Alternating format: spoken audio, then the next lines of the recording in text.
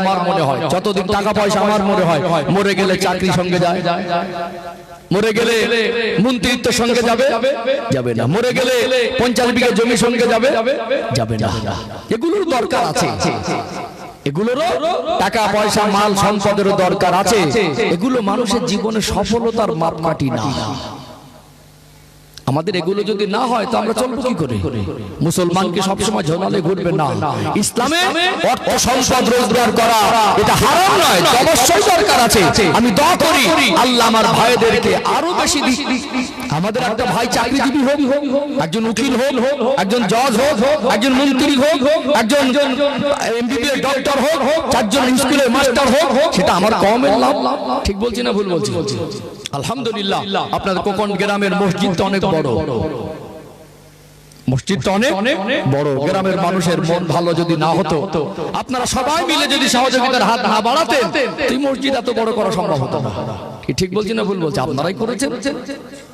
একটা গরিব মানুষ খুব অসুস্থ, ডাক্তার দেখানোর পয়সা পায় না, সেই বেচারা 30-40 হাজার টাকা দেনায় ভুগছে, ঋণ, বুঝতে পারছেন না?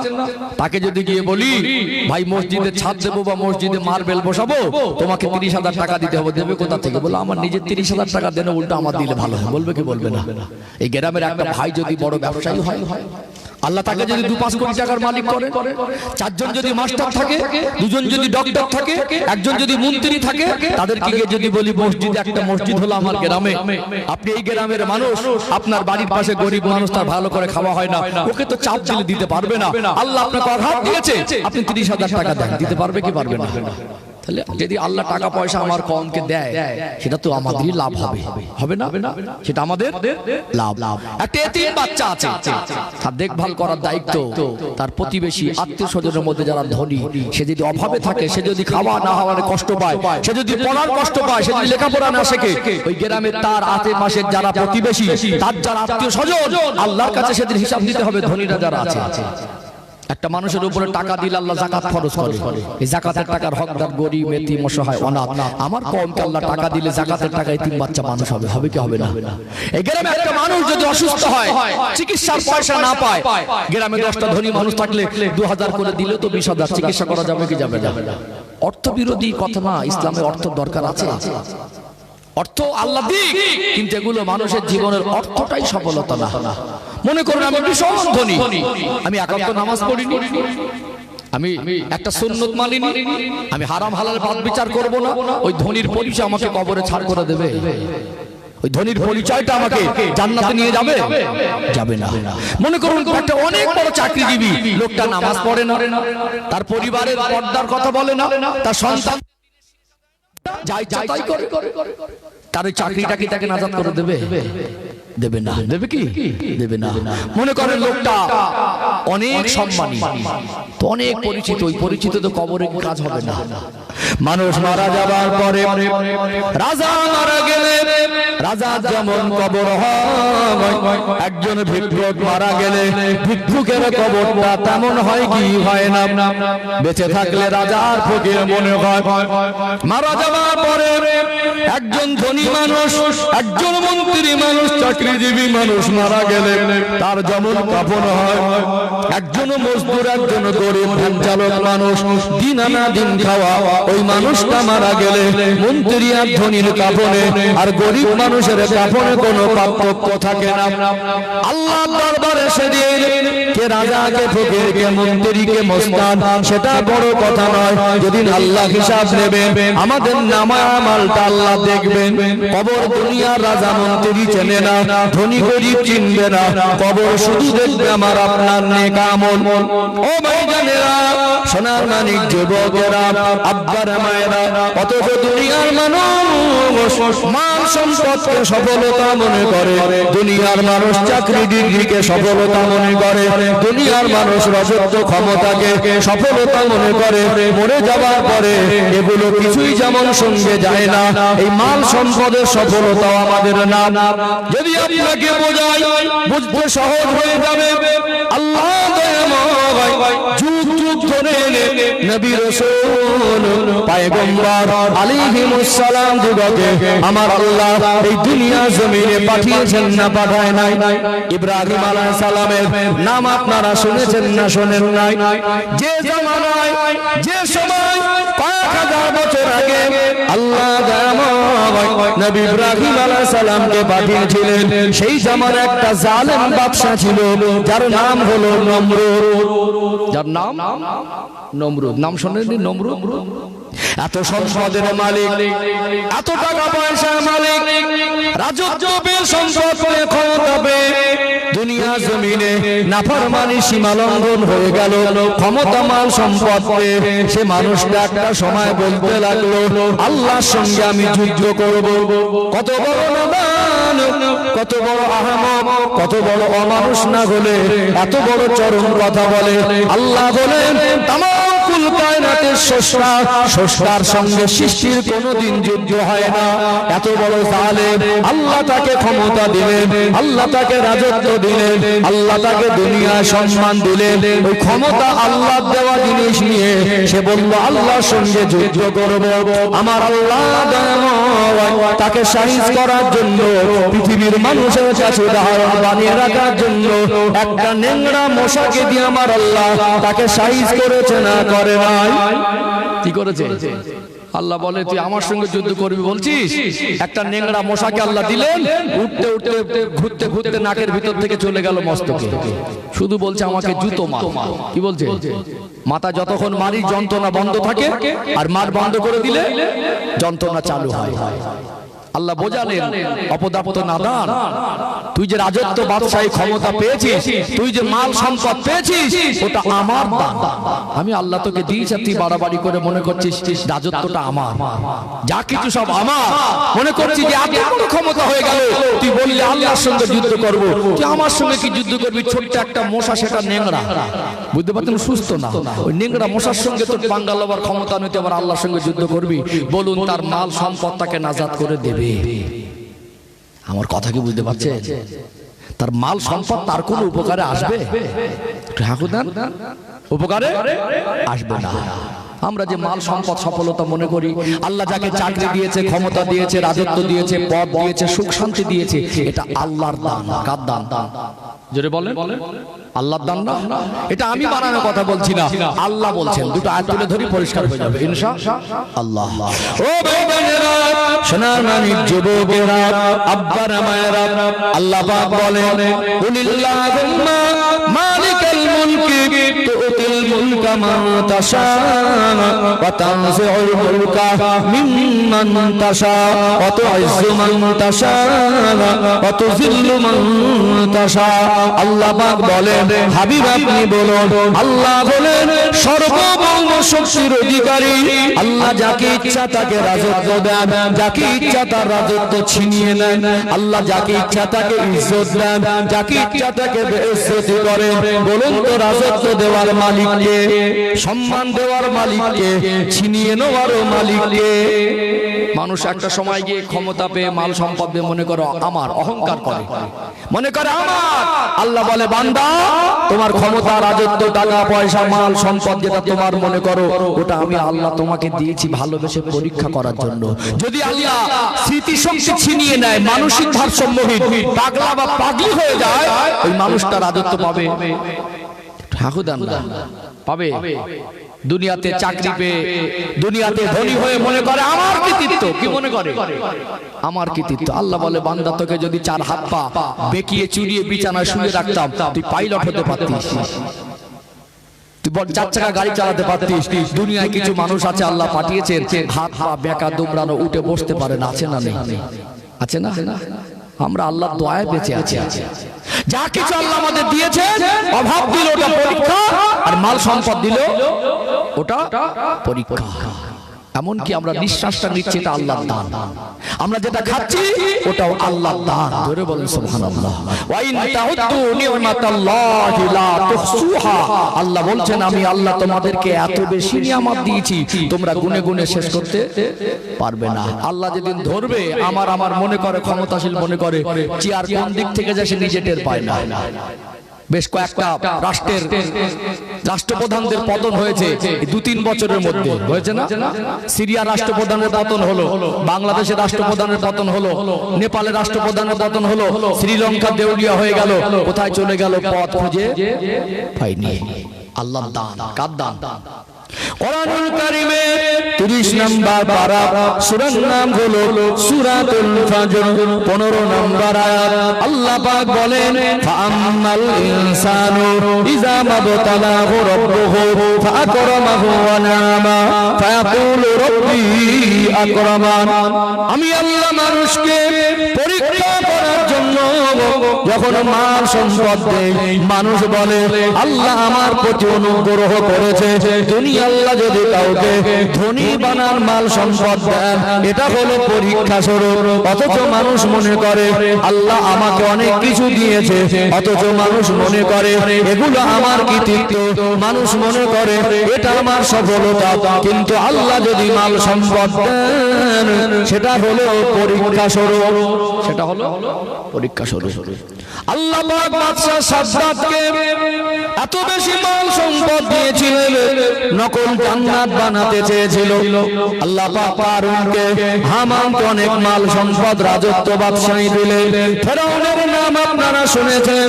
আল্লাহ তাকে রাজত্ব ক্ষমতা দেওয়ার পরে এত বেশি অহংকার হয়ে গেল, ওই মানুষটা ফেরাউন একটা সময় তার এলাকাবাসী জনগণকে বলতে লাগলো, তোরা আমাকে খোদা বলে মানবে।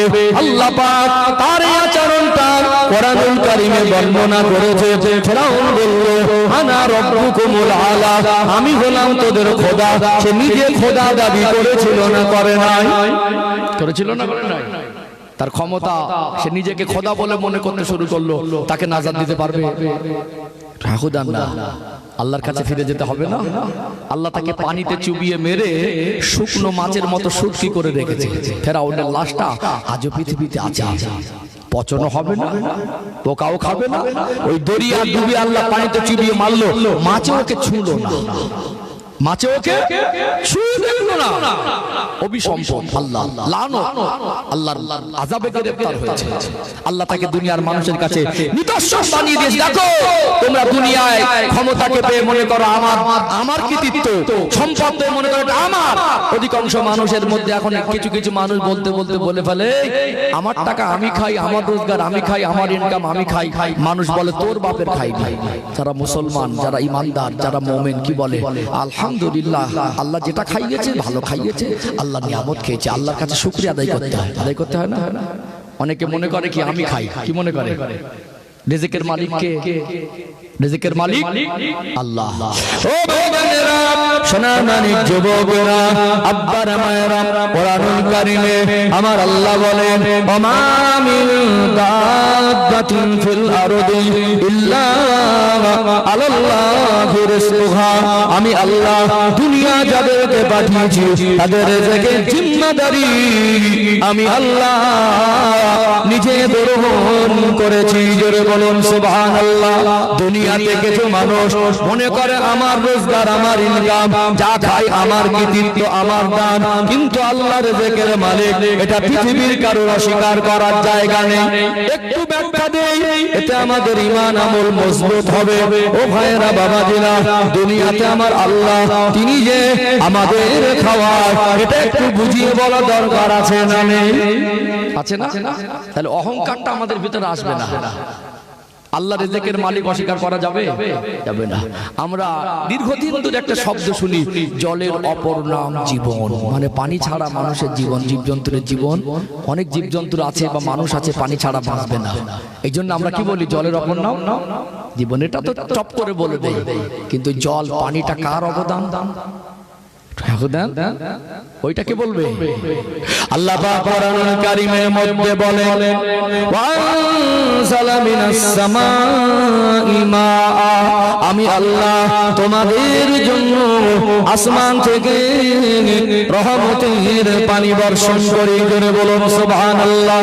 আমার আল্লাহ যদি 200 বছর পানি বর্ষণ বন্ধ করে দেন, দুনিয়ার বিজ্ঞান বিজ্ঞানের আবিষ্কারকে অনেক কিছু মনে করে। দুনিয়ার বিজ্ঞান, দুনিয়ার রাষ্ট্রপ্রধান, দুনিয়ার মস্তান, দুনিয়ার জ্ঞানী আর ধনী সবাই মিলে একত্রিত হয়ে গিয়ে পৃথিবীর সব বড় বড় মাতার এক জায়গায় হয়ে গিয়ে আল্লাহ যেভাবে পানি বর্ষণ করে আল্লাহ সৃষ্টি জীবের প্রয়োজন মেটায়, আল্লাহ যদি পানি বর্ষণ বন্ধ করে দেয়, দুনিয়ার মানুষের কি ক্ষমতা আছে তারা মানুষের প্রয়োজন মিটিয়ে দেবে? পারবে? কোথায় বিজ্ঞানের আবিষ্কার? তখন রকেটে কাজ হবে না, তখন মোবাইল ইন্টারনেটে স্যাটেলাইটে কাজ হবে না। আল্লাহর পানি, রহমতের পানি দেন বলে চতুর্দিকে আমরা গাছপালা, তরুলতা, শাকসবজি পাই। 200 বছর যদি পানি বর্ষণ বন্ধ হয়ে যায়, গাছপালা, তরুলতা, শাকসবজি সবকিছু গোটা দুনিয়া মরে শোষণ হয়ে যাবে। এই জমিনটা ফেটে চৌচির হয়ে যাবে কি যাবে না? আল্লাহ পাক যেমন পানি দেন যেটা আমরা খাই ওটাও আল্লাহর নিয়ামত। আর সারাদিনে আপনি যা খান, ভাত বলেন, রুটি বলেন, শাকসবজি বলেন আর ফলমূল বলেন, এটাও আল্লাহর নিয়ামত, অস্বীকার করা যাবে না। আপনাদের এই গোঘাট থানা এরিয়াতে কোকন গ্রাম, আপনাদের এই এলাকায় আমার আল্লাহ দয়া করুণা, আল্লাহ পাক করবার মাটি দিয়েছেন। ও ভাইরা বাবাজিরা, এখানে আলু চাষ ভালো হয় কি হয় না? আমি আসার সময় দেখছিলাম চতুর্দিকে আলু গাছ, একটা আলুর কাটা অংশ, একটা কলাকে আপনারা মাটির নিচে পুঁতে দেন। আল্লাহ দয়া করুণা, আমার আল্লাহ ওই কলা থেকে একটা গাছ বার করে মাটির নিচে বান্দা বান্দের রেজেক হিসাবে আমার আল্লাহ একটা গাছের গোড়ায় 2 কিলোরও বেশি আলু দান করে। যদি আল্লাহ চায় তো ওই কলা থেকে গাছ বের হবে, আর আল্লাহ পাক যদি না চায় এই আলুর কলাটা যদি পচে যায়, দুনিয়ার বিজ্ঞানের কি বাবার ক্ষমতা আছে?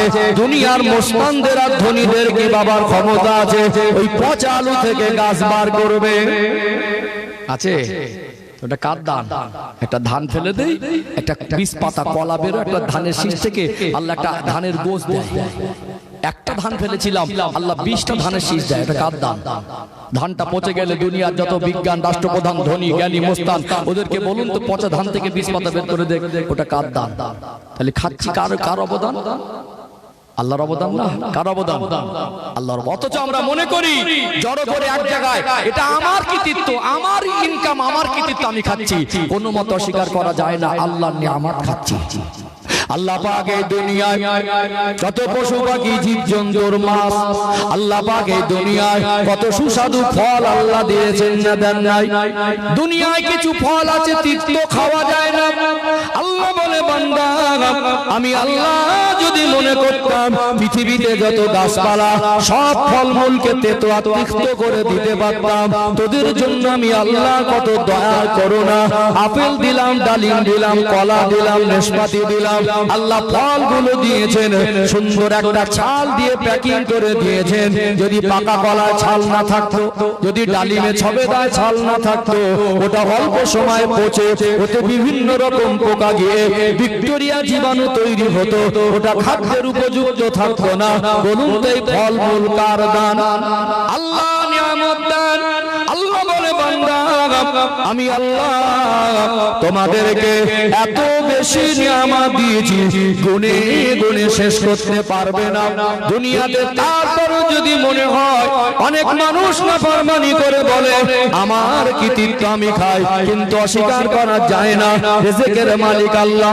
একটা বাবার মা যখন ফিজিক্যাল সম্পর্কে লিপ্ত হয়, 2 ফোঁটা নাপাক পানিকে একত্রিত করে আমার আল্লাহ প্রথমে রক্তপিণ্ড, তারপরে মাংসপিণ্ড, তারপরে প্রতি 40 দিন পর পর একটা মানুষের শারীরিক গঠনের এক একটা ধাপকে কমপ্লিট করে।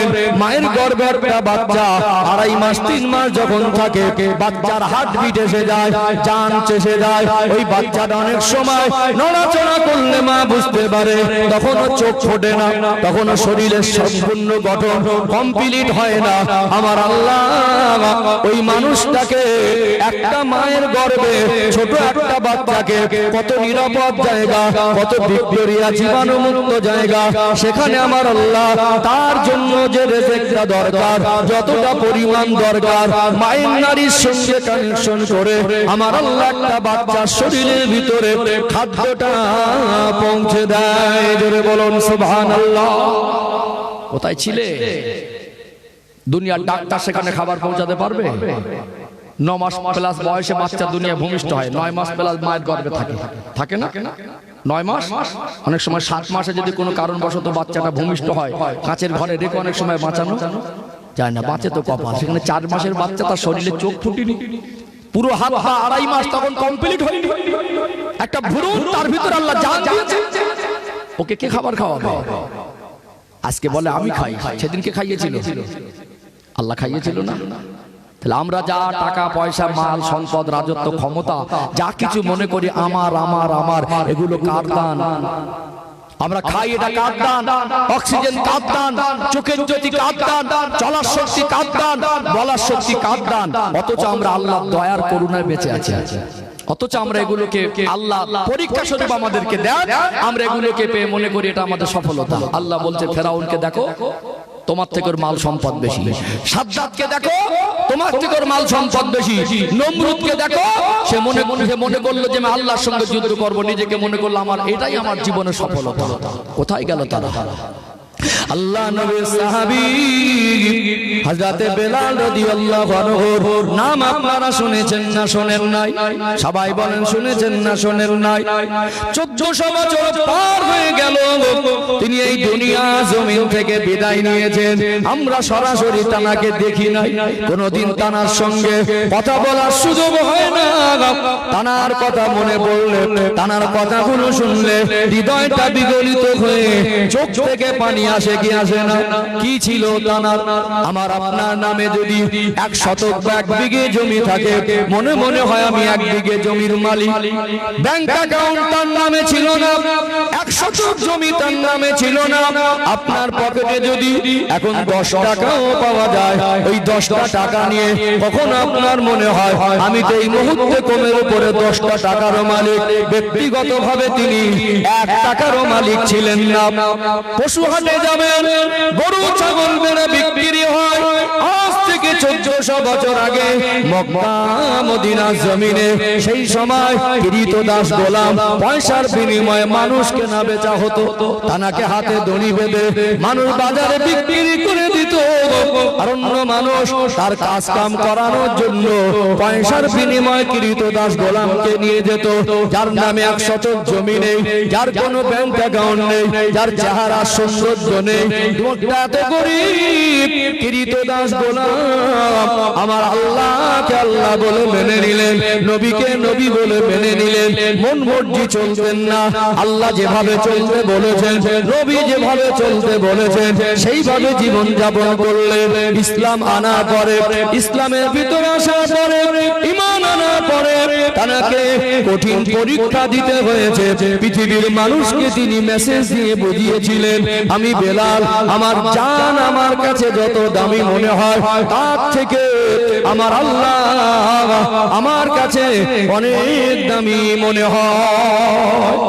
ও ভাইজানেরা, সোনার মানিক যুবকেরা, আব্বার মায়েরা, এই জীবনের সফলতা হলো দেখতে যদি খারাপ হয়, জমি জায়গা যদি না থাকে, চেহারা যদি কালো হয়, ওই মানুষটা যদি আল্লাহর কথা মতো নূর নবী, দয়ার নবী, মায়ার নবীর কথা মতো জীবন যাপন করতে পারে, আল্লাহ যদি জীবনে খুশি হয়, জাহান্নাম থেকে যদি বাঁচার মতো জীবন যাপন করতে পারি, ওটাই হবে সফলতার জীবন, ওটাই হবে।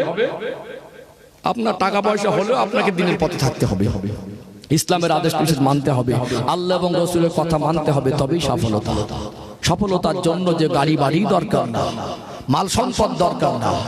আমাদের জীবনে সফলতা হলো সে ধনী হোক, গরিব হোক, কালো হোক, ফর্সা হোক, শিক্ষিত হোক আর না হোক, তার জীবনে মূল শিক্ষা হলো ইসলামের শিক্ষা, মানবতার শিক্ষা, আদর্শের শিক্ষা, পবিত্রতার শিক্ষা, স্বচ্ছতার শিক্ষা, মানুষকে ভালোবাসার শিক্ষা। মানুষ হিসেবে ভালো মানুষ হতে হবে, আর ভালো মানুষ হতে গেলে আল্লাহর কথা মতো, নবীর কথা মতো চলতে হবে। বিনিময়ে আমার আল্লাহ তাকে কবরেও ভালো রাখবে, দুনিয়াও ভালো রাখবে, আর আখিরাতেও শান্তির জায়গা, আল্লাহর দয়ার জান্নাত নসিব করে দেবে। বেলাল হুজুরের কি ছিল? যদি মাল সম্পদ সফলতা হতো তাহলে হুজুরের তো কিছুই ছিল না, তানার মতো সফল ব্যক্তি আমরা জীবনে হতে পারবো? তার সঙ্গে তুলনা করাটাও বেয়াদবি হবে, কথা ঠিক না বেঠিক?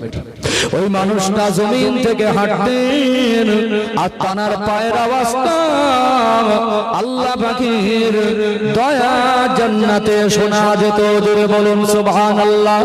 যার নামে কোনো জমি নেই, যার কোনো ব্যাংক অ্যাকাউন্ট নেই, চেহারাও দেখতে ভালো না, কুৎসিত কালো মানুষ, তিনি আল্লাহর হয়ে গিয়েছিলেন, রাসূলুল্লাহ হয়ে গিয়েছিলেন। আল্লাহ নবীর সাহাবী হযরত বেলাল রাদিয়াল্লাহু আনহু আযান দিতেন মদিনার মসজিদে নববী শরীফে। আল্লাহ তো পছন্দ হয়ে গিয়েছিল, আমার আল্লাহ তানাকে এত ভালোবাসতেন, তানার আযানের অবস্থা আল্লাহ পাকের আরশে আজিমে পৌঁছে যেত। এতক্ষণ আমি যেটা বুঝিয়েছি, আমাদের মূল যা টাকা হোক আর না হোক, গরিব হই আর ধনী হই, যদি হয় আল্লাহ চেষ্টা করেন ধনী হন না, সেটাও তো উপকার, সেটাও তো লাভ। আপনার দ্বারা আপনি নিজে ভালো থাকলেন, আরো পরিবেশী তারাও ভালো থাকলো, আপনার যাকাতের টাকা এতিমের উপকার হলো, আপনার টাকা হলে দিন প্রচারে সহযোগিতা হবে, আপনার টাকা হলে মসজিদ মাদ্রাসা দিনের শিক্ষা উপকার হবে, হবে না? আজকে যারা টাকা দিয়েছেন, টাকা না থাকলে দিতেন কোথা থেকে? এই জলসাটা করতে গিয়েও তো খরচা হয়েছে, হয়েছে না? হয় না? শুধু খাটলে কি হতো না? টাকাও হয়েছে। শুধু খাটলে তো হবে না, তা টাকা দিতে হয়েছে। টাকা দিয়েছে কারা? আপনারা। আপনাদের কাছে ছিল বলেই তো দিয়েছেন। এগুলোর বিরুদ্ধে ইসলাম না। হালাল পথে কামাই করেন, ব্যবসা করেন, প্রতিষ্ঠিত হন, কিন্তু মূল মকসদ হবে চলে যাওয়ার আগে যতদিন বেঁচে আছি নিজের মতো করে চলবো না, আল্লাহর কথা মতো আর নবীর কথা মতো। আযান হলে মসজিদে যেতে হবে, মা বোনদেরকে পর্দা আবদ্ধ করতে হবে, আমাদের কথাবার্তার ভিতরে স্বচ্ছতা আনতে হবে, মিথ্যা ত্যাগ করতে হবে, গীবত ত্যাগ করতে হবে, পরনিন্দা ত্যাগ করতে হবে, আমাদের বড়দের সম্মান করতে হবে, ছোটকে স্নেহ করতে হবে। আজকে সম্মান জিনিসটা নেই, ছেলেগুলো সব আদব শিখিনি। আগের দিনে গুরুজনদের মানতো না। আজকে দেখুন না, কিছু মানুষ মুরব্বীগুলো মসজিদে গেলে যুবকগুলো মসজিদে যায় না, দোষ কাকে দেবেন? আজকে আমার আপনার ঘরের মেয়েগুলো আজকে বেপর্দায় বেরোচ্ছে, দোষটা কাকে দেবেন?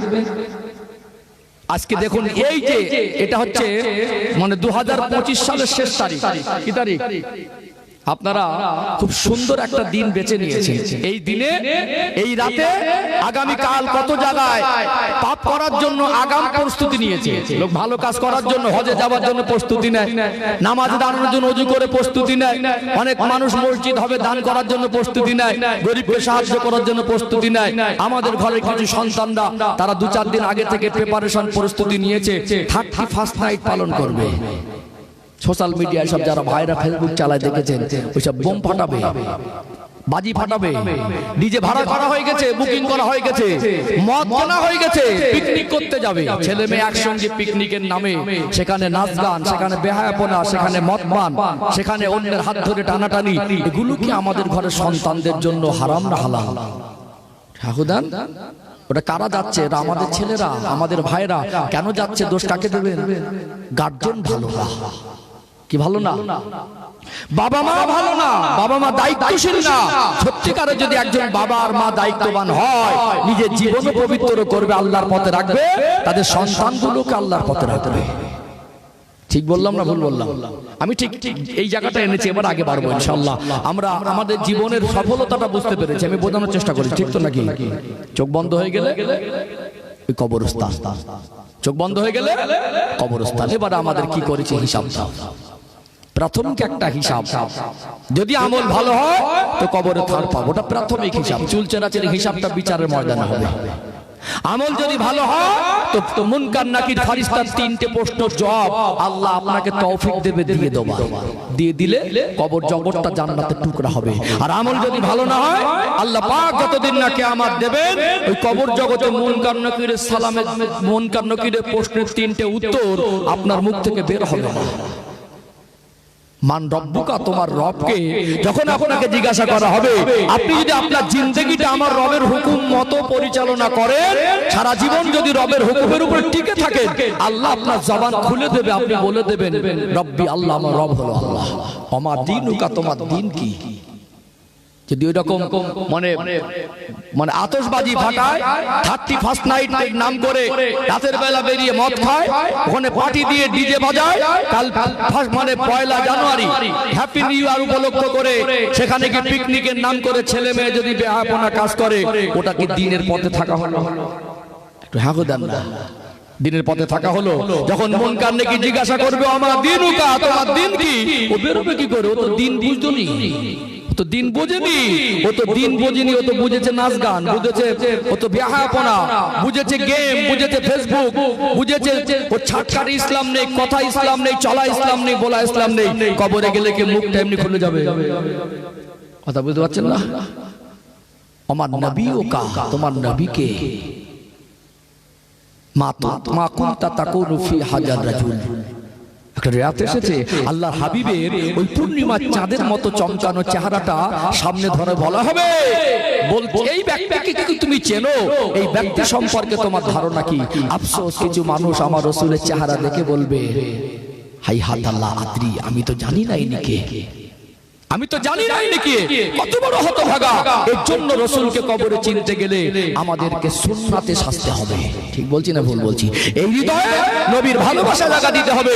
অনেক যুবক ভাইরা ইদানিং দাড়ি রাখছে, দাড়ির কাটিংটা খেলোয়াড় আর প্লেয়ারের মতো, বুঝতে পারছেন না?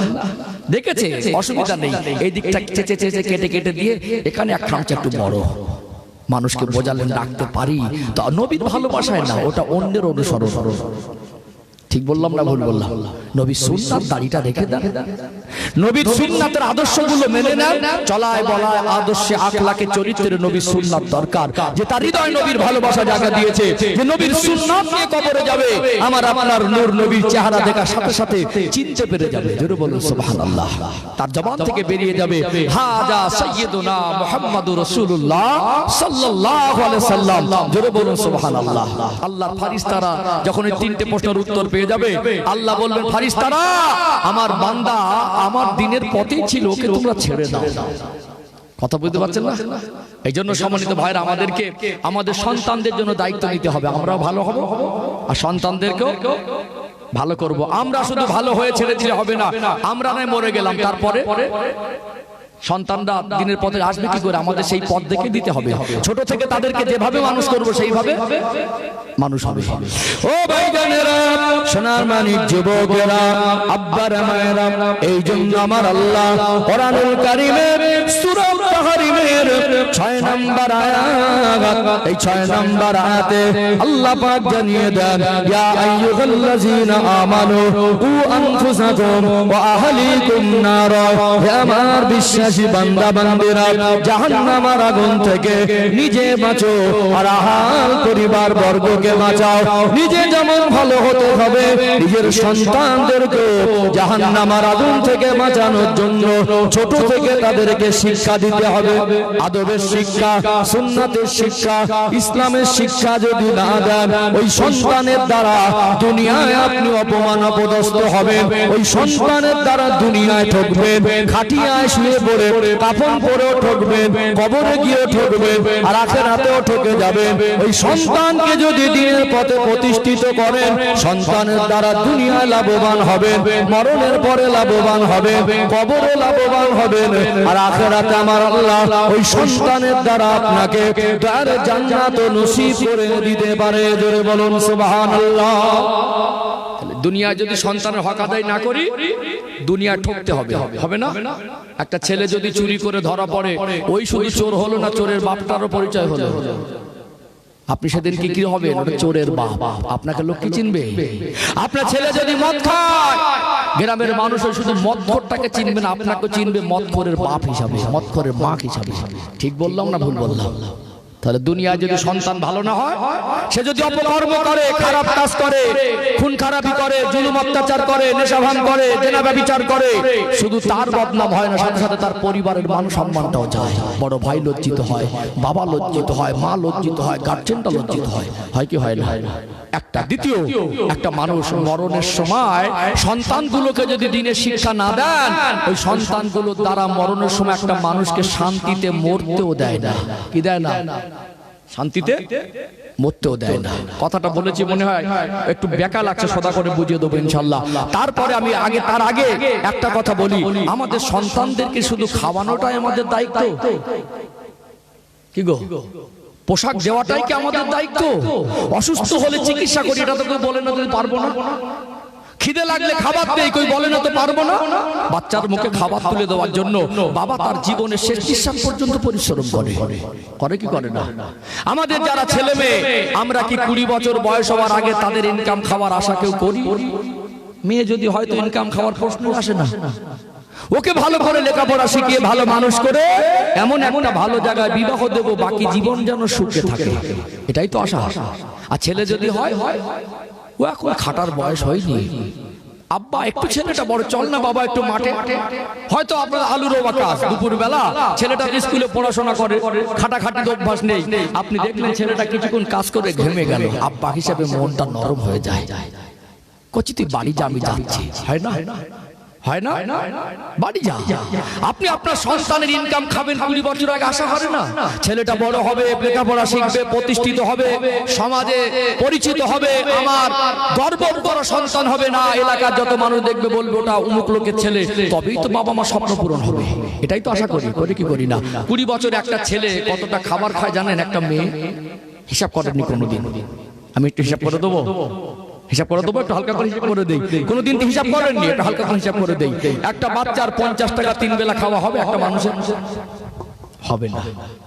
20 টাকা খাবার খেয়ে নেয়, চার দোকানে বসলে 20-50 টাকা বেরিয়ে যায় না বন্ধু বান্ধবের সঙ্গে? 3 বেলা একটা মানুষের খাওয়া হবে না 50 টাকা। তারপরে যদি 50 টাকা হিসাব করেন তো মাসে 1,500, 12 মাসে 18,000 হবে না। ওটাকে যদি 25,000 করেন তাও হবে না, এখন যা দ্রব্য মূল্যের দাম। খুব নিম্ন যদি একদম মানে ইচ্ছা মতো খাওয়া না, শাক সবজি দিন আনা দিন খাওয়া চলার মতো যদি খায়, মাঝে মাঝে এক সপ্তাহে 1 দিন গোশ 1 দিন মাছ চলার মতো খায়, তাও বছরে একটা মানুষের পিছনে 25,000 টাকা খাওয়া খরচা। কত টাকা? 20 বছরে 5 লাখ। কত টাকা? 20 বছরে খুব গরিব হলে 20 বছরে 5 লাখ, যারা একটু ভালো মন্দ খায় তাদের 7 লাখ টপকে যাবে। তাহলে একটা বাচ্চার পিছনে বাবা মজদুর করে, ভ্যান চালিয়ে, টোটো চালিয়ে, গাড়ি চালিয়ে, অন্যের বাড়ি কাজ করে, দেশে কাজ না হলে বিদেশে পড়ে থেকে, ভিন্ন রাজ্যে থেকে, সেখানে আজকে ভিন্ন রাজ্যে যারা পরিযায়ী শ্রমিক ব্যবসা বাণিজ্য করে, তাদের উপরে বাঙালি বলে বিভিন্ন রকম অত্যাচার হচ্ছে না? হয় না? হচ্ছে না? কিসের জন্য গেছে? পরিবার আছে, বৃদ্ধ বাবা মা আছে, তারা যেন একটু রুজি রুটি পায়, সন্তানগুলো আছে তারা যেন খাবার কষ্ট না পায়। বাচ্চারা যদি বলে আব্বা আজকে গোশত খাবো, যতক্ষণ না আপনি গোশতটা এনে দেন আপনার মন মানে না। কাছে টাকা না থাকলে না ধার করে এনে খাওয়াই। ঠিক বললাম না ভুল বললাম? 20 বছর ধরে বাচ্চার পিছনে, 3টে বাচ্চার পিছনে 3-5 15 থেকে 20 লাখ টাকা খাওয়ালেন। ছেলেগুলো বড় হয়ে বলছে আব্বাকে তুমি আমার জন্য কি করেছো?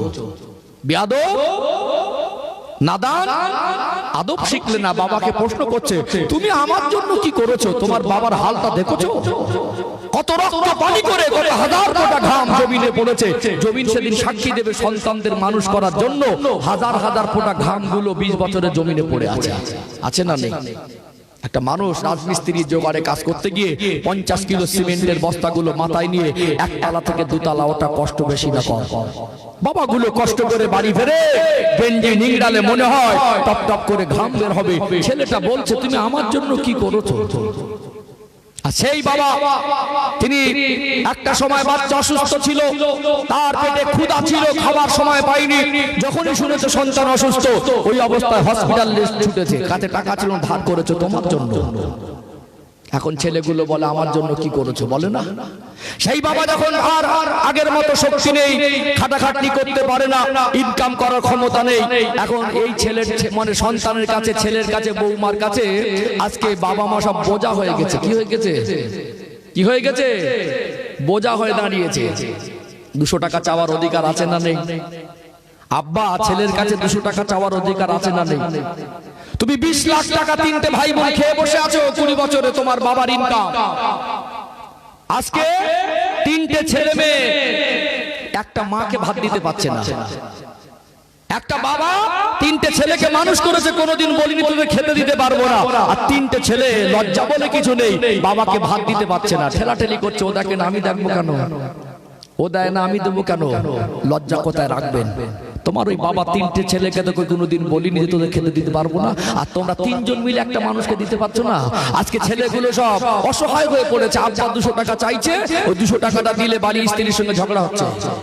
আমাদের ঘরের কিছু কিছু বৌমা আছে সেই রকম ডেঞ্জার, বুঝলেন, মারাত্মক জিনিস, কেউটে সাপের থেকেও বিষ বেশি। ওই যে কাল কেউটে বলে না বিষাক্ত সাপ, গোখর সাপের থেকেও বিষ বেশি। বাবা যদি ছেলে পয়সা দেয়, মার হাতে যদি পয়সা দেয়, তো মনে হবে ম্যাজিক জানে। মুখটা ছিল 2 কিলো, ঝাড়া মেরে 4 কিলো করে নেবে, কথায় কথায় ঝাড়া মারে। বেচারা দেখলো তার ভীষণ বিপদে পড়ে গেছি, আমার আব্বাকে টাকা দেবো, মাকে টাকা দেবো, বউ ঝাড়া মারে।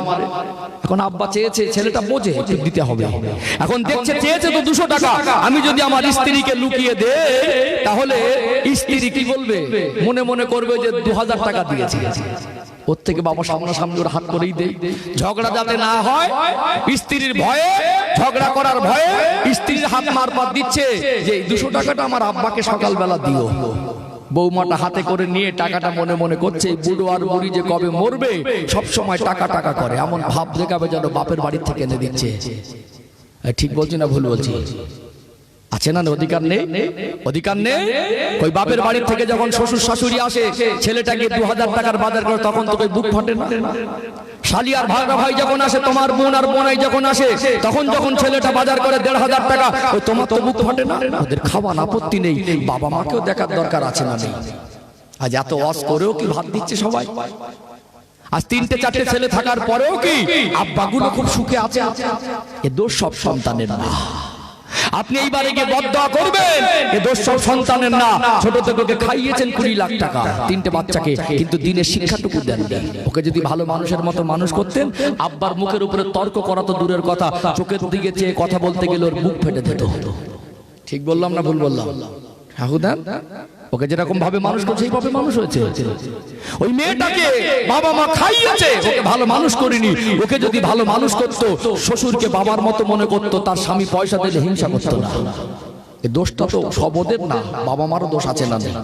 আছে না? এই জন্য সন্তানকে যদি আমরা ভালো করে মানুষ না করি, তাদেরকে যদি আদবের শিক্ষা, ইসলামের শিক্ষা, আখিরাতের শিক্ষা ছোট থেকে তাদের ভিতরে ঈমানের ভিত, কবরের চিন্তা যদি আমরা না ঢুকিয়ে দেই, ওরা বড় হয়ে দুনিয়ায় বেয়াদব হবে। কি হবে? বেয়াদব বাপ মার সঙ্গে করবে, বেয়াদবি শ্বশুর শাশুড়ির সঙ্গে করবে, বেয়াদবি গ্রামের মানুষের সঙ্গে করবে। আর দেখছেন না আদব নেই, সব 440 ভোল্টেজ। আগের দিনে গুরুজনদের কি সম্মান ছিল, একটা ছোট বাচ্চা যদি তুলটি করতো, গার্জেনটা গিয়ে ডাকতো, এটা করছিস কেন? ভয় করতো। একটা বাচ্চা বিড়ি খাচ্ছে, একটা গ্রামের চাচা সম্পর্ক হয়, একটা চড় মেরে বলছে বাড়ি যা, একটুখানি ছেলে মেশা করছিস, বাড়ি গিয়ে বলছে আমার চাচা মেরেছে, বল ঠিক করেছে, তুই কোনো ভুল করেছিস। এখন ওই লোকের ছেলেকে দুটো কথা বলেন তো দেখি, একদম সঙ্গে সঙ্গে উত্তর দিয়ে বলে, চাচাজি তোমার টাকায় খাচ্ছি, তোমার বাপের টাকা আমি খাচ্ছি, তো তোমার কি?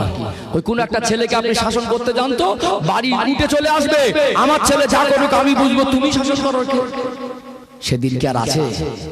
কি গো, সেই দিন কি আর আছে? সেদিন আর নেই। সাবধান হতে হবে। শুধু গাড়িটার বাড়িটা চকচকে করলে হবে না, পোশাক আর লেবাসটা চকচকে করলে হবে না, সন্তানের ভিতরটাও চকচকে ঝকঝকে করতে হবে।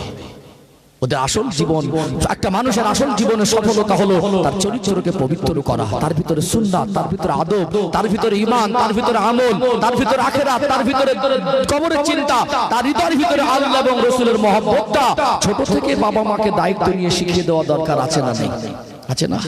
ও ভাইজানেরা, সোনার মানিক যুবকেরা, আব্বারা মায়েরা, বাবা মা যদি সন্তানকে সুশিক্ষায় শিক্ষিত না করে, ওই সন্তানটাকে এত সহজে মসজিদে নিয়ে যাওয়া যাবে না। আজ ছেলেদের মাথায় ঢুকেছে পাবজি, আজ আমাদের সন্তানদের মাথায় ঢুকেছে ফ্রি ফায়ার, ফেসবুক, মোবাইল। আজ আমাদের ঘরের মেয়েরা দুনিয়ার চিত্র দেখো, কত বেহায়াপনা, উলঙ্গপনা, নাচ গান, সিনেমা দেখে তাদের মতো লেবাস পোশাক। আমাদের সন্তানদের চুলের ছাট কাটটা দুনিয়ার খেলোয়াড় প্লেয়ারদের মতো। ছোট থেকে বাবা মা তাকে যেভাবে আদবের শিক্ষা দেবেন, ছোট থেকে তাকে যেভাবে পোশাক পরে অভ্যস্ত করবেন, যেভাবে ছোট থেকে তাকে কোলে পিঠে মানুষ করার জন্য দিনের শিক্ষা দেবে, বড় হয়ে সেই পথে থাকবে। আজকে মসজিদগুলো আমরা মার্বেল দিয়ে, গ্রানাইট দিয়ে চকচকে ঝকঝকে করে এসি লাগিয়ে অধিকাংশ মসজিদে দেখা যায় গ্রামের মানুষ নামাজ পড়তে খুব একটা আসে না। বুঝতে পারছেন না? মসজিদ চকচকে করে মসজিদ ভর্তি করার চেষ্টা করছি, কিন্তু আমরা মুসল্লির মনের মধ্যে মসজিদ ঢোকাতে পারি না। মসজিদের মধ্যে মুসল্লি ঢোকানোর চেষ্টা করছি, কিন্তু মুসল্লির মনের মধ্যে মসজিদ ঢোকাতে পারিনি। মসজিদ চকচকে করে কি হবে? ওর মনের মধ্যেই তো মসজিদ নেই। ওকে ছোট থেকে যদি মনের মধ্যে মসজিদ ঢুকিয়ে দিতেন, ওর হৃদয়ে আল্লাহ রসুলের জায়গা করে দিতে পারতেন ছোট থেকে শিখিয়ে, যদি মসজিদে এসি নাও থাকতো, গ্রানাইট নাও থাকতো, চকচকে ঝকঝকে নাও হতো, তাল পাতার ছাউনির নিচেও আল্লাহর সঙ্গে ভালোবাসার জন্য ছুটে গিয়ে দাঁড়াতো। ঠিক বললাম না? বললাম। আমরা বাবা মা আমাদের দোষ।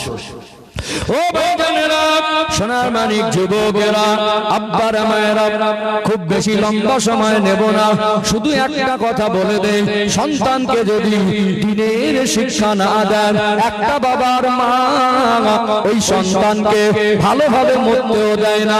যখন বেঁচে ছিল, যখন খাবার ক্ষমতা ছিল, তখন সবার কাছে বোঝা মনে হতো। বিছানা শয্যা হয়ে গেল, মানুষটা সাকরাতুল মউতের কষ্ট পাচ্ছে, তখন ছেলে মেয়েগুলো, বৌমাগুলো এসে কান্নাকাটি করে, তখন আপেল ডালিম বেদানা, তখন দই আর রসগোল্লা এনে আব্বার মুখে ঠাসে, সবাই দরদ দেখায়, কি না ভালোবাসি, এবারে খাও। কি বলছে? এবারে খাও। দরুদ শরীফ আল্লাহুম্মা।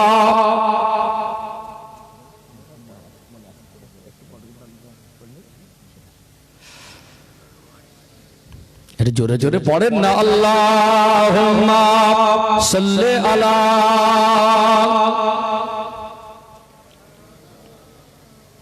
ওয়া আলা আলি সাইয়্যিদিনা। ও ভাইজানেরা, সোনার মানিক যুবকেরা, আব্বারা মায়েরা, একটা মানুষ মমস্য অবস্থায় সাকরাতুল মউতের কষ্ট পায়। আল্লাহ নবী হুজুর আমার তেনার ইন্তেকালের সময় তিনি বারবার সিনার মধ্যে হাত বোলাচ্ছিলেন আর বলছিলেন, ইন্না মিন সাকরাতিল মউত, নিশ্চয়ই মউতের কষ্ট বড় কষ্ট। একটা মানুষ যখন মমস্য অবস্থায় থাকে, এখানে ইসলাম বলছে ওই মানুষটাকে কলেমা শরীফের তালকিন দিতে হবে। কিসের তালকিন? কলেমা শরীফের। মানে জোর করে প্রেসার ক্রিয়েট করে পড়ানো না, তাকে শোনাতে হবে। কতক্ষণ বেঁচে থাকবে আমাদের জানা নেই, আল্লাহ হায়াত দিক সময়, কিন্তু মানুষটা মারা যাওয়ার সময় কষ্ট পাচ্ছে, মনে করুন 1 মিনিট বাঁচবে, কথা বলার শক্তি আর নেই, কষ্টে, তাকে কলেমা পড়াতে পারবো? শোনাতে হবে। যদি শুনে শুনে সমর্থন করে, ওটাও আল্লাহর কাছে কলেমা পড়ার মধ্যে শামিল হবে। কোরআন শরীফ শোনান, সূরা ইয়াসিন শোনান। অথচ আমরা কি করি? তখন দরদ দেখায়, আমার আব্বা খুব ভালোবাসতো, তখন গানে খাবার ঠাসছে। একটা মানুষ অসুস্থ হলে খাওয়াতে হবে, কিন্তু লাইন দিয়ে মরে যাচ্ছে তাও পানি ঠাসছে, মরে যাচ্ছে তাও রস ঠাসছে, যখন খেতে পারতো তখনও দিত না। আচ্ছা বলুন, মানুষটাকে কি শান্তিতে মরতে দিল? 3-4 জন লাইনে দাঁড়িয়ে আছে, একটা মেয়ে বলছে আমার হাতের পানি খেয়ে তারপর আমার আব্বা মরেছে, অথচ মরে গেছে কলেমা শোনানোর জায়গায় গালে খাবার ঠাসছে। যখন খেতে পারে তখন খাবা। মরে যাবার পরে সন্তানটা আব্বার জানাজায় দাঁড়িয়েছে, আল্লাহু আকবার, আর কিছু জানে না। ঠিক বললাম না ভুল বললাম? দোষটা সন্তানের। ওকে ছোটবেলায় যদি নামটা মুখস্থ হয়, হাট্টি মাটি মুখস্থ হয়, আতা গাছে তোতা পাখি মুখস্থ হয়, জানাজা নামাজের নিয়মটাও মুখস্থ করানো দরকার ছিল কি ছিল না? ছিল না? আপনি ধোকা দিয়েছেন, শিক্ষা দেননি। আপনি খাটিয়া লাশ হয়ে শুয়ে আছেন, আপনার জানাজা হচ্ছে, ছেলে থেকে ধোকা খেলেন। আর কি হলো? ওই কবরে দিয়ে আসার পরে জমি জায়গা টানাটানি করবে। 6 মাস হয়ে গেল বাপের কবরের ধারে যায় না। ঠকলেন না? ঠকলেন না? ঠাকুদান না। বাপের বাড়ি 4 দিন ছিল, বাবা মারা যাবার পরে মেয়েটা একাত্তর নামাজ পড়িনি, বাপের বাড়ির থেকে সিরিয়াল কাজা তুলছে। বুঝতে পারছেন না? মেয়েকে পর্দায় মানুষ করুন, দিনে শিক্ষা দেন, ছেলে মাস্টার হলো নামাজি হবে, চাকরিজীবী হলো নামাজি হবে, নেতা হলেও দিনদার হবে, নেতা হলেও তার ভিতরে যদি আদব ইসলাম দিনের শিক্ষা দেন, জালেম হবে না, সেবক হবে, ধনী হলে অহংকারী হবে না, গরিবের বন্ধু হবে, বিচারক হলে ঘুষখোর হবে না, ন্যায় বিচারক হবে। মেয়েটার ভিতরে দিনদারিতা থাকলে, শ্বশুর বাড়ি 200 কিলোমিটার দূরে থাকলেও বাবা মারা গেলে এসার নামাজ পড়ে নামাজের মাসাল্লায় বসে কোরআন তেলাওয়াত করে আল্লাহর কাছে বলবে, রব্বির হামহুমা কামা রব্বায়ানি সগীরা। আর যদি শিক্ষা না দেন, দুনিয়া ধোকা খাবে, মরে গিয়ে ধোকা খাবে, কবরে গিয়েও ধোকা খাবে। যাদের পিছনে রক্ত পানি করে 20 বছর ধরে তাদের খাইয়ে মানুষ করে দিলেন, ওই অ্যাকশন তো শুরু, বললো আমার জন্য কি করেছো? তার কিছুদিন যাওয়ার পরে বিয়ে করে আর দেখতে পাবে না, ও দেয় না আমি দেবো কেন। তারপরে দেখবে বাবা যা রেখে গেছে ভাগ নেবো, মরে গেলে শুধু ওই দিয়ে আসতে পারলে বাঁচি, বোঝা হালকা হয়ে গেল, কবরের ধারে যাবার নাম নেই। আবার এই বাচ্চা হাসরের দিন বলবে আল্লাহ খাইয়েছিল, পোশাক দিয়েছিল, চিকিৎসা দিয়েছিল, জাহান্নাম থেকে বাঁচার জন্য আমার বাপ মা আমাকে দিনের শিক্ষাটুকু দেয়নি, সেদিনও আসামি বানাবো। এবারে বলুন বাচ্চাদের একটু ছোট থেকে দিনের পথে শিক্ষা দেওয়া দরকার আছে না নেই? আমরাও মসজিদে যাব, তাদেরকেও নিয়ে যাব। আমার মায়েদের বলি আপনারা পর্দায় থাকেন, মেয়েদেরকে পর্দায় রাখেন, নিজেরাও ঘরে নামাজ পড়েন, বাচ্চাদের ছোট থেকে পরিবারের নামাজের শিক্ষা দেন। আল্লাহ আমাদের বাকি জীবন আল্লাহর হুকুম মেনে চলা তৌফিক দান করেন, বলেন আল্লাহুম্মা আমিন। আলোচনা কষ্ট পেলেন, রাগ করলেন? আমি খুব গুছিয়ে গুছিয়ে স্পষ্ট করে রেফারেন্স দিয়ে খুব পাট করে কয়েকটা কথা বলেছি। প্রথমে বলেছি আমরা যা কিছু চাকরি বাকরির দরকার আছে, আমার একটা ভাই নেতা হোক, মন্ত্রী হোক দরকার আছে, এগুলো জীবনে সফলতা না। এর সাথে সাথে দিনের শিক্ষা, এর সাথে সাথে দিনের পথে, এর সাথে নামাজ, রোজা, তাসবিহ, তাহলিল, সুন্নাত এগুলো দরকার আছে না নেই? আমরা যেমন ভালো হব এই পর্যন্ত শেষ নয়, সন্তানদের যদি হক আদায় না করি, সন্তানের দ্বারা দুনিয়া মরণের পরে কবরে আর হাসরে তিন জায়গায় ঠকবো। এরাও ঠকবে আর আমরাও ঠকে যাবো। আর আমরা যদি ভালো পথে চালাই আমাদের ভালো হবে। সন্তানদের অস করে বলতে হবে না রে বাবাকে ভাত দে, ওকে অস করে বলতে হবে না বাবার কবর জিয়ারত কর, ওই সার নামাজ পড়ে বসে বসে কাঁদবে। ঠিক বলছি না ভুল বলছি? আল্লাহ আমাদের বাকি জীবন ইসলামের পথে প্রতিষ্ঠিত হয়ে থাকা তৌফিক দান করেন, বলেন আল্লাহুম্মা আমিন। খুবই ভালো লাগলো ভাইরা বলছিলেন আমাকে দাওয়াত করার সময়, হুজুর মহল্লাটা একটু ছোট। ছোট তো কি হয়েছে, ছোট তো কি হয়েছে? যদি মহল্লা ছোট হয় তো 2000 মানুষ আশা করলে হবে? এই যে একটা মাহফিল দিলেন, এতে আজকে এই যে এতগুলো মানুষ টুপি মাথায় দিয়ে এসে বসলেন, আজকে আমাদের মাই মুরব্বিরা দোয়া পাবে। এখান থেকে দুটো কথা বলে আমাদের হৃদয় নরম হবে। এখান থেকে আমরা আল্লাহর কাছে তওবা করে ফিরে যাব। এখান থেকে দোয়া করব, যেখানে কোরআন হাদিসের আলোচনা হবে আল্লাহর রহমত বর্ষণ হবে, আযাব গজব দূরে সরে যাবে, আমাদের মাই মুরব্বিরা কবরে তারা শান্তি পাবে, তার সাথে সাথে আমাদের সন্তানরা আমরা আমাদের জীবনের সংশোধনের রাস্তা পাবো ইনশাআল্লাহ। মাঝে মাঝে বসবেন, একটু সহযোগিতা করতে হবে। এই মাহফিলটাকে কি চালাবেন না বন্ধ করে দেবেন? বলেন ইনশাআল্লাহ, বলেন ইনশাআল্লাহ। খুব ছোট মহল্লা আর খুব বেশি চাপাচাপি করব না। আগামী বছর যদি এই মাহফিলের জন্য সামথিং কিছু একটু তাবারকের জন্য অল্প কিছু টাকা, জোর চাপাচাপি না, একটু উঠে থাকলে কি হবে? লাভটা কি? আমাদের যারা ছেলেরা, এই গ্রামের যারা সন্তান, অন্য অন্য গ্রামের ছেলেদের মতো পিকনিকে বের হতে পারতো। এরা সবরেসানির মজলিস করেছে, একটা দিনের মজলিস করেছে, যেখানে দূর দূরান্ত থেকে আলেমরা এসে দিনের কথা বলবেন, কবরবাসীদের জন্য দোয়া হবে, আমরা আখিরাতের নাজাতের রাস্তা খুঁজবো। এটা আল্লাহর খুশি হলো কি হলো না? তাহলে আগামী বছর একটু উঠে থাকলে কি হবে? এদের মনোবল বেড়ে থাকবে যে কিছু উঠে আছে, আমরা আবার ময়দানে নেমে যাই। আমার গ্রামবাসী কম বেশি সবাই সহযোগিতা করলে আল্লাহ চায় তো আগামী বছর আবার এরকম একটা মাহফিল হবে ইনশাআল্লাহ। ছেলেদের শেখাতে হবে, শেখাতে হবে না? দিনের পথে আসুক, অভ্যস্ত হোক, এদেরকে তো এইভাবে দিনের পথে আনতে হবে। এদেরকে মসজিদে নিয়ে যেতে হবে, জলসা নিয়ে যেতে হবে, আলেমদের সোহবতে বসাতে হবে, তারপরে তো দিনের পথে আমাদের সন্তানরা সহজে প্রতিষ্ঠিত হবে। আল্লাহ কবুল করেন, বলেন আল্লাহুম্মা আমিন। দুনিয়া যা রোজগার করি সবটা দুনিয়াদারির জন্য না, কিছু একটা অংশ অল্প হলেও আল্লাহ রাস্তায় দিতে হয়। ঠিক বললাম না ভুল বললাম? দান করলে বরকত দেয়, দান করলে বরকত দেয়, এটা বিশ্বাস রাখতে হয়। দান করা কঠিন না, দান করলে কমে না, বিশ্বাসটুকু তৈরি করা কঠিন। আমার আল্লাহ দয়াময় রহমান। একটা কথা বলি আমি শুধু, ভালো করে মগজে ঢোকান। যদি কেউ 5 কোটি টাকার মালিক হয়, 50 টাকা দিলে আমাদের ভালো লাগবে? উদাহরণ দিচ্ছি, আমরা সবাই বলবো লোকটা কঞ্জুস, কিপটে, এত টাকার মালিক আর 50 টাকা থেকে না দিলে ভালো হতো, মনে হবে না? সমালোচনা হবে না? ওই লোকটা 50 টাকা যদি দেয় তো আল্লাহ নারাজ হবে। আমি আল্লাহ তোকে এত দিলাম, আমার দিনের জন্য তোর এত ছোট মন, 50 টাকা, অন্তত তার মানুষ হলে 5000 টাকা দিতে হবে, আল্লাহ খুশি হবে। আমরা বললাম না, লোকটা দিয়েছে, ওই 5000 টাকা দিয়ে তারপর আল্লাহকে খুশি করতে হবে। আমরাও মানুষ, তখন আমাদের ভালো লাগবে। ঠিক বলছি না ভুল বলছি? একটা মানুষ দিন আনা দিন খাওয়া গরিব মানুষ, তো কি হয়েছে? ওই মানুষটার তো 5000 টাকা দেওয়ার ক্ষমতা নেই। ওই গরিব মানুষ যদি 5 টাকা দেয়,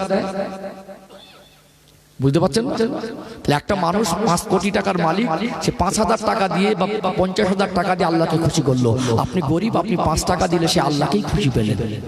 আল্লাহ দয়া না? আল্লাহকে খুশি করা সহজ, কিন্তু আমরা হতভাগা, আমরা খুশি করতে পারিনি। আমি গরিব তো কি হয়েছে, যতটুকু পারি আল্লাহর জন্য দেবো, এইটুকু তো আল্লাহ খুশি খুশি। ধরে বলুন সুবহানাল্লাহ। কোন গ্রামে আল্লাহ মাহফিলকে কিয়ামত পর্যন্ত কবুল করেন, বলেন আল্লাহুম্মা আমিন। এখান থেকে আমার বাড়ি 200 কিলোমিটার প্লাস। আমি তো মানে আরামবাগ থেকে এতটা ভিতরে চলে এসেছি, আপনার এদিকটা বাঁকুড়া আর এদিকটা পিছনটা পশ্চিম মেদিনীপুর, মানে হুগলি। আপনার যেটা বসে আছে এটা হুগলি, কিন্তু এই সাইডটা কিছুটা গেলেই পশ্চিম মেদিনীপুর সামনে। আর এদিকটা বাঁকুড়া নাকি? এদিকটা বাঁকুড়া, ডান দিক বাঁকুড়া আর বাম দিক পশ্চিম মেদিনীপুর। মানে যেভাবে এতটা ভিতরে চলে এসেছে মনে হবে যে হুগলি জেলা পার করেছে, এরকম মনে হচ্ছে। একদম হুগলির পুরো লাস্ট সীমানা। আমি জানি বাঁকুড়াতে আমি ছোট আঙ্গারিয়া বড় আঙ্গারিয়াতে মাহফিল করেছি বাঁকুড়াতে, তারপরে আপনাদের কোতলপুরে মাহফিল করেছি। এর থেকে আরো শর্ট টাইমে বাঁকুড়া ঢুকে যাবে, ভাবলাম এত ভিতরে। আলহামদুলিল্লাহ, হুগলি জেলা বরকতি জমিন। কি জমিন? হ্যাঁ হুদান, বরকতি জমিন না? এটা এমন একটা সম্মানী জমিন। এই জেলাকে আল্লাহ আমিরুশ শরিয়াত কুতুবুল আলাম মুসাদ্দিদুজ জামান দাদা হুজুর পীর কেবলার ওসিলায় আল্লাহ গোটা বাংলার কাছে না গোটা দেশ বিদেশে আল্লাহ পরিচিত করে দিয়েছেন। জোরে বলুন। ফুরফুরা শরীফ একটা ভালোবাসার জায়গা না? শাহুদান আফগানিস্তান থেকে, কাবুল থেকে, কান্দাহার থেকে, আসাম থেকে, তখন অখণ্ড ভারত দূর দূরান্ত থেকে 2000-2500 কিলোমিটার দূর থেকে মানুষগুলো এসে জামানার মুজাদ্দিদের কাছে আল্লাহর পথে পথ চিনে, আল্লাহ চেনার পথ চিনে, ইলমে তাসাউফের জ্ঞান নিয়ে তারা আল্লাহর ওলি হয়ে ঘরে ফিরেছে। সেই জমিন 4 শহীদান হুজুরের মাজার আছে সেই জমিন। ঠিক বললাম না ভুল বললাম? এই জমিনে একটা আলাদা রুহানিয়াত দোয়া চলে, আল্লাহ কবুল করেন। আমি ঠান্ডার সময় ভাবছিলাম যে না আপনাদের আবেগ ভালোবাসা অনেক বেশি, এত নির্বিঘ্নে আপনারা শুনলেন, যতগুলো মানুষকে পেয়েছি হৃদয় ভরে গেল। আমি খুব বেশি চাপাচাপি করব না। আল্লাহর জন্য বলেন দুটো মানুষ 1000 করে টাকা দেবেন, দুজন, অনলি দুজন। আসেন একটু মুসাফা করি, আল্লাহ দেবে ইনশাআল্লাহ। সন্তান অসুস্থ হলে আমরা কি করি? একটা ডাক্তারের কাছে আমার এই সম্মানিত নাজির ভাই উনি বলছেন আগামী বছর মাহফিলের জন্য আমি 1000 টাকা দেবো। আমরা খুশি না? তাকবীর দেন তো, নারে তাকবীর। একটু আওয়াজ ছেড়ে আরেকটু আওয়াজ দেন, নারে তাকবীর, নারে তাকবীর। সম্মানিত নাজির ভাই বলুন জিন্দাবাদ, আরো জোরে বলেন জিন্দাবাদ। আব্বা আম্মা বলেন জিন্দাবাদ, ওনা আলা আওলাদ বলেন জিন্দাবাদ। আগামী বছর মাহফিলের জন্য 1000 টাকা দেবেন, জোরে বলেন মারহাবা, নারে তাকবীর। আল্লাহ দান কবুল করেন, আল্লাহ তাআলা হায়াতে বরকত দেন, যতদিন বাঁচিয়ে রাখবেন। আল্লাহ পাক অর্থের অভাবে যেন কারোর কাছে হাত পাততে না হয়। ইসলামকে ভালোবাসে, আল্লাহ দ্বীনকে ভালোবাসে, এই দ্বীনের কথা আলাপ আলোচনা হবে, এরকম দোয়ার মজলিস হবে। আল্লাহ তিনি যে দান করেছেন আল্লাহর অভিমান তানাকে দেবেন না। আল্লাহ মনটা বড় উদার, তানাকে বিপদ মুসিবত দেবেন না। ওই সংসারে বেশি বেশি উন্নতি দিন, বলুন আল্লাহুম্মা আমিন। দয়াময় আল্লাহ পাক আপনার আত্মীয় স্বজন মায়ে মুরব্বি যারা কবরে, তাদের কবর সব পৌঁছে দিন, তাদের কবর গুলোকে বেহেশতের বাগান করে দিন, বলুন আল্লাহুম্মা আমিন। নারে তাকবীর। টাকা কি আর কবরে নিয়ে যাওয়া যায়? সব তো দিতে বলছি না, যেটা আপনার ক্ষমতায় কুলায়, যেটা আপনি পারবেন এরকম একটা কাজ সবাই মিলে করতে হয়। পারবো না এরকম না, কেউ যদি 1000 পারে আমি তো 100 পারবো। কেউ একটা বাচ্চা অসুস্থ হলে ডাক্তারের কাছে নিয়ে গেলে 1000 টাকা খরচা হয় না? জ্বর হলো দিনের পথে খরচা করবেন। as-সাদাকাতু রাদ্দুল বালা, আল্লাহর হাবিব বলছেন সাদকা করলে বালা মুসিবতের জন্য ওটা প্রতিবন্ধক হয়ে যায়। কি হয়ে যায়? ওটা গার্ড হয়ে যায়, রদ করে, বাধা দেয়। এই জন্য দান খায়রাত মাঝে মাঝে করতে হয়, আল্লাহ রহমত হয়। এতে কি হয়? আল্লাহ বরকত দেয়। এতে কি হয়? আল্লাহ রোগ বিপদ মুসিবত আল্লাহ পাক এর দ্বারা